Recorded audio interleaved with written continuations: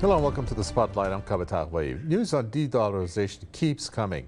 In the most recent development, the Russian foreign minister says the transition to non-dollar currencies is unstoppable. Then another development, Iran and Russia are taking the last steps towards integrating their electronic banking systems. Why are so many countries seeking alternatives to ditch the greenback? Is the US dollar hegemony over, or should the question be asked, not if but when will de-dollarization happen on a mass scale? In this edition of the Spotlight, we will look at how the dollar is being dethroned, how the currency, the yuan, has been internationalized, and also how trade in local currencies is becoming the norm. First, let me introduce our guest for this edition of the program. Rodney Shakespeare, professor of economics, joins us from London.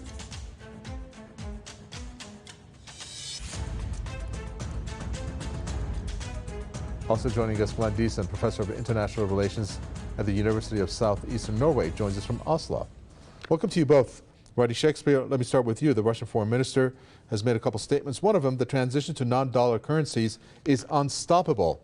He says that this is happening while countries are seeking alternatives to ditch the greenback. Do you think that he has any grounds to be making that kind of a statement? Do you agree with him? Well, it is unstoppable. It's rather like the movement of tectonic plates. The movement is imperceptible at first, then there's creaking, then there's rumbles, and then suddenly there's a violent movement with huge consequences. It's a bit like bankruptcy. It goes on very slowly, then all at once. And that is going to happen because you have a situation in which any sane politician in any country knows that his country can be sanctioned and can have its assets expropriated by the Americans. The situation is an outrage. America has simply abused its position on a humongous scale. Thus, the process by which, if they can, almost probably every country is now going to start shifting away from the economic and financial power of America if they can. That's an if, but believe you me, where there's a will, there's a way, and the determination to do it is there, and it is unstoppable. One quick word, look at Sergei Lavrov at the United Nations meeting or any other meeting. They're all slinking up to him, wanting to shake his hand, and they probably want his autograph as though he's a pop star or something. That is the shift that is going on, and America has only got itself to blame. Yeah, this shift, Glenn Deason, is becoming very repeated in the scenarios that are related to de-dollarization. I mean, you would hear about de-dollarization here and there, but in the past month or so, it just keeps continuing, where you have how, for example, South American countries like Brazil have announced that with the new, not so new Brazilian president Lula da Silva. ASEAN countries have announced their plans to wean off their reliance not only on the dollar but the euro. And then the group of BRICS countries considering the possibility of creating a common currency. It's not a possibility. They're actually going to go through with it, and they're going to make that announcement, from what we understand, when they meet later on in South Africa. Why do you think these news have all come in, so many of them, de-dollarization news recently? Well, because the de-dollarization is facing exponential growth. That is, it keeps intensifying. Initially, you saw it was mainly being spearheaded by adversaries of the United States who were facing the brunt of its sanctions. But you're very correct now that it's gaining pace. You see even friends or allies of the United States are jumping in. So yeah, Argentina, Brazil, obviously, but also Turkey is joining in, India, you have Malaysia. There's a lot of countries who doesn't have bad relations with the US. But the reason is when an economic hegemon is dominant, then it can be more responsible in terms of administrating the international economic system. However, when a hegemon is in decline, it's much more likely to use its privileged position in the international economy to punish to punish its adversaries and use its this privileged position to hold on to hegemony. So the more it uses, the more it sinks, the more it uses its the dollar then or its currency as a weapon, and the more the rest of the world is incentivized to decouple from it. But it's not only, but it goes on two different dimensions. One is the pure economic one, because it's not just sanctions, because the United States having the dollar allows it to run huge budget deficits. It can use the printing press to fund a welfare state. It can fund a warfare state, simply because when you print new money, it becomes a form of taxation, because you can tax people's either income or you can print new money, thus reducing the value of the currency. Now, if you're controlling the world currency, you effectively can tax the entire world. Anyone who holds dollars in the world will then see the dollar reduced in value in order to allow the central bank in the United States to print new dollars to fund whatever it wants. Now, obviously, for countries, if you're Iran, China, Russia, any other state targeted by the US, holding the dollar then effectively means that you're funding your own containment. So obviously, from this perspective, it has economic disadvantage, not just to adversaries, but also to allies. But then, of course, you have the other threat, which is when the United States converts these economic instruments into a political instrument, because if you control the reserve currency, you can also put sanctions on countries. They can be cut off SWIFT, the payment system, and the use of the dollar. Right. And this allows for extraterritorial jurisdiction, which means the US has unilateral sanctions, and it tells all the countries of the world, you have to follow this. To quote, Steve Mnuchin, the former US Treasury Secretary at the G7 meeting in 2019, he said, if you want to participate in the US dollar system, you have to abide by US sanction. International law, all of this aside, the US determines who should be sanctioned, who has to follow. Sure. And even US allies who do not follow secondary sanction, be it France, India, they will all get the whip. They will all be punished if they don't follow the diktats of the US. So both economic and political, the whole world has an incentive to decouple, and that's what we're seeing now. Yeah, I'd like to expand a little bit more about what you said with you, Rodney Shakespeare, where our guest talks about the printing of the dollar and how it's, in essence, using the dollar as a means of taxation. There's also how you have the burden of dollar-denominated debt for other nations that rises and falls with exchange rate.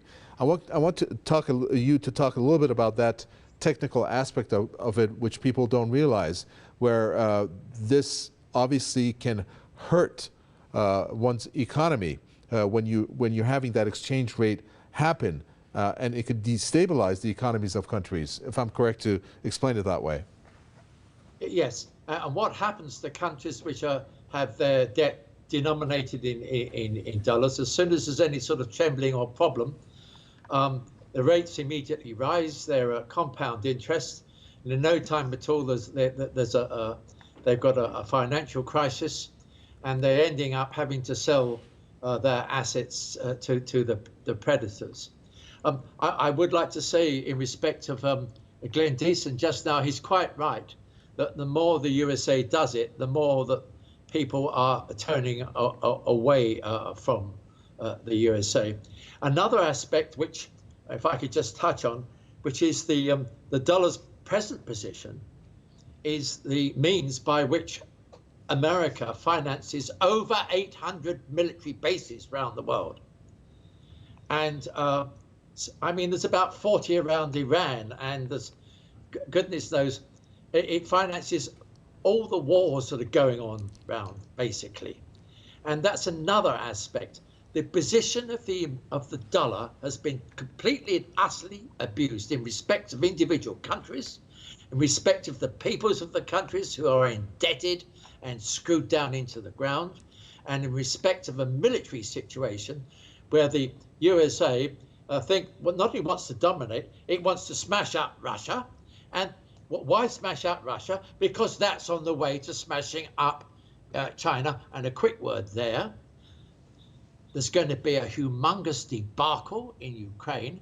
And already you can see that in the USA, they're saying, oh, well, let's forget about Ukraine. We'll go on and we'll have war with China. This is a nation abused its power, is out of control, and as for its internal politics, They're completely and utterly insane. Yeah, a quick question that comes around here, Glenn Diesel. I mean, I want to put this to you with what the Brazilian president has said, because the statements he made while he was in China, especially in Shanghai, went viral. And this is a snippet of what he said. He said, quote, "Every night I ask myself, why do all countries have to base their trade on the dollar? Why can't we do trade based on our own currencies? Who was it that decided that the dollar was a currency after the disappearance of the gold standard?" First of all, is he asking the right questions? And I'm sure these questions, additionally, are not things that he woke up and started asking in Shanghai.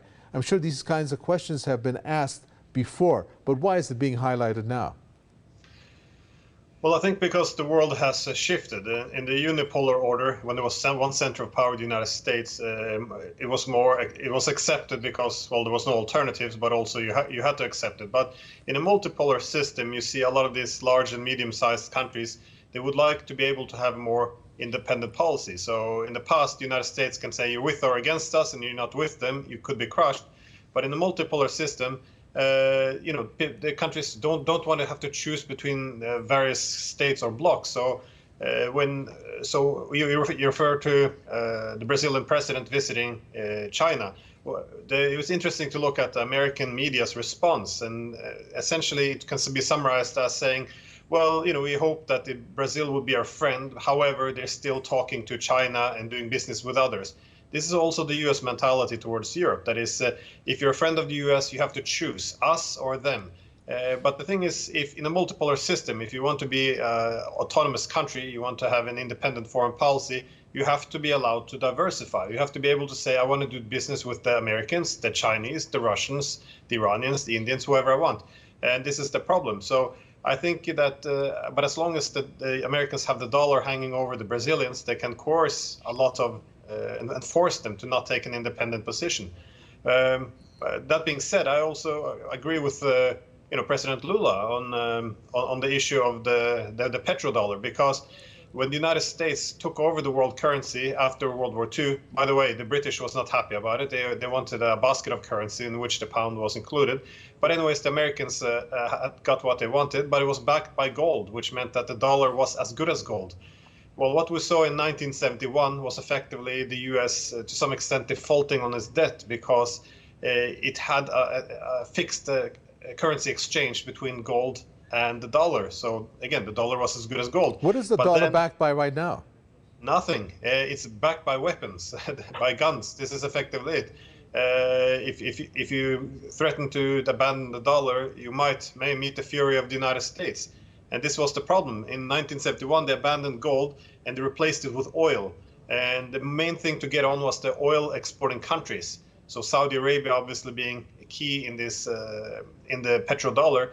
But now we see the Saudis, a key U.S. ally in the region, now trading with the Chinese, ditching the dollar. You see Russia, also one of the biggest energy exporters. They no longer want to take either dollars or euros. And you see this now catching on among all countries. So if you're not exporting in oil anymore, the petrodollar is gone. What's it going to be replaced with? I would say nothing, because they lost trust in it, and people are now looking for alternatives. The main problem is they are no good at alternatives, but they're trying to find some. Okay, well, let's talk about BRICS, Rodney Shakespeare. BRICS is the 5 countries, and they have moved towards creating a common currency. Tell us what that's all about. Based on what has been released, a common currency that would not be reliant on either the US dollar, euro, or the pound. And the definition that is given to this is going to compute it as a combination of the rand, real, rupee, renminbi, and ruble. Tell us what that's all about. And is this common currency going to actually be operational, should I say? Well, it sounds very much like what Glenn Diesel referred to just now, a sort of basket of currencies with some sort of gold backing in there. But that, I think, is what is coming. The essential point being is that that system will not be controlled by the USA. And whereas at the moment, the existing system is controlled by the USA and it's totally abused. And if I may just slightly shift so many aspects to this, look what the Americans have done even to their own allies. look what they've done to Germany when they blew up the pipeline. Their own ally is treated with contempt, and that sums it all up. So right the way round now, there is a new currency coming into being. It may suddenly come into being because there's another aspect to this, which is that the world finance and economics, the economy is trembling with debt levels much higher, personal, corporation, government levels higher than they were in 2008. And you could be moving into a crisis on a huge scale in which change, which is already there, will be suddenly precipitated of necessity. So we're looking at the tectonic plates, all sorts of things going on. There is certainly a new global currency. I think gold will be the backing. I think the Chinese have been storing up gold, as have the Russians, for a long, long time. Indeed. And, so I'll stop there. Yes. Oh, no problem. I'd like to expand a little bit more on this BRICS notion here, Glenn Deason. Not notion, but the BRICS countries. We know what the countries they are: Brazil, Russia, India, China, and South Africa. Now, as far as, or as long back as in the past 24 hours, the number of countries that have applied for BRICS membership, there's about 20 of them, which include Iran, Saudi Arabia, and I think you mentioned Argentina, also Algeria. At least the foreign minister of Russia, Sergei Lavrov, said 20 of them have applied for membership. If you spread that on a map and you combine that with the trade blocs, the major trade blocs in the world, BRICS being one of them, the other one RCEP, another one SCO, and another one the EU, the European Eurasian Economic Union. These are don't have the U.S. in them. So shouldn't that ring alarm bells for the U.S. when it comes to the dollar? Because they sure aren't reacting that way, unless there's something I'm missing here. They're all. I'm sorry, Rodney Shakespeare. This is for Glenn Deason. I'll come to you with that question, though. Go ahead, Glenn Deason.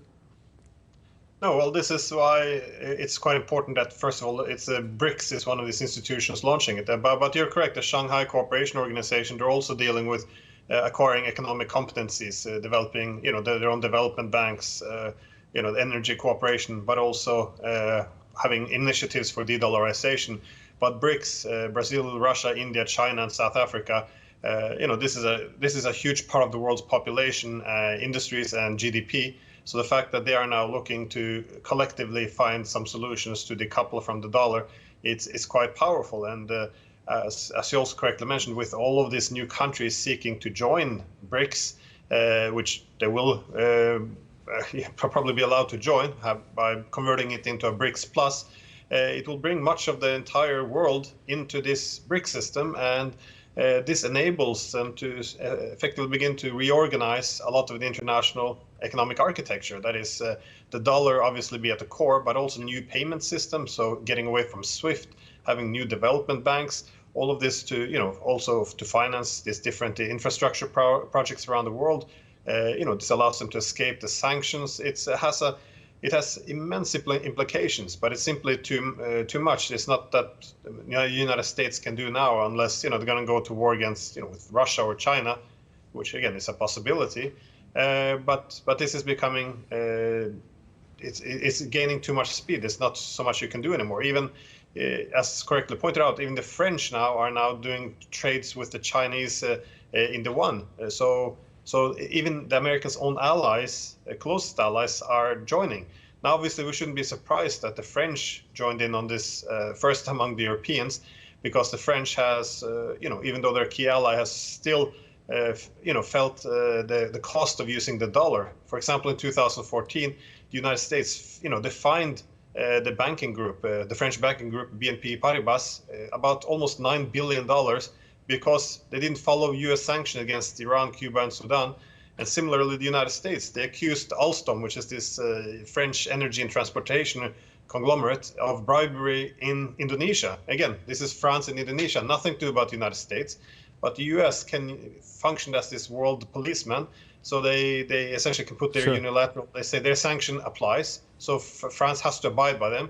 But because they didn't, Alstom then was threatened by the U.S. Department of Justice, and at the end they have to sell to General Electric, their main rival, effectively taking over this huge French giant. So it's quite it's not just something adversaries; it is allies as well being concerned. Sure. So I think BRICS can reach out to American allies, not necessarily membership, but partnership.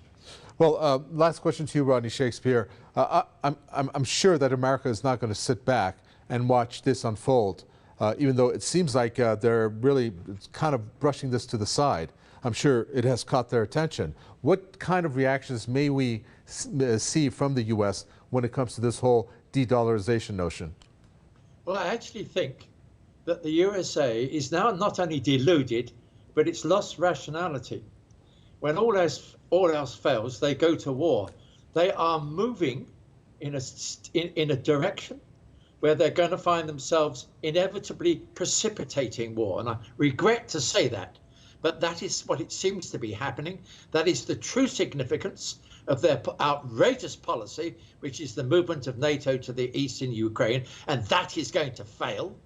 And now, on top of that, they're now moving very rapidly to war in the Taiwan Straits. None of that is necessary. But behind this, there is American exceptionalism, American arrogance, and they abuse their power for years. I mean, how dare they smash up the Nord Stream pipeline and do that to their own allies? They're out of control, they're deluded, Sure. They're very dangerous. It is not a happy situation, and it looks to me that we could get something really nasty coming down, because behind this, the Americans are aware now that they've lost control of the situation and that the dollar is going down. Thank you very much. Well ended, Rodney Shakespeare, Professor of Economics from London. Glenn Diesel, thank you, Professor of International Relations at the University of Southeastern Norway from Oslo.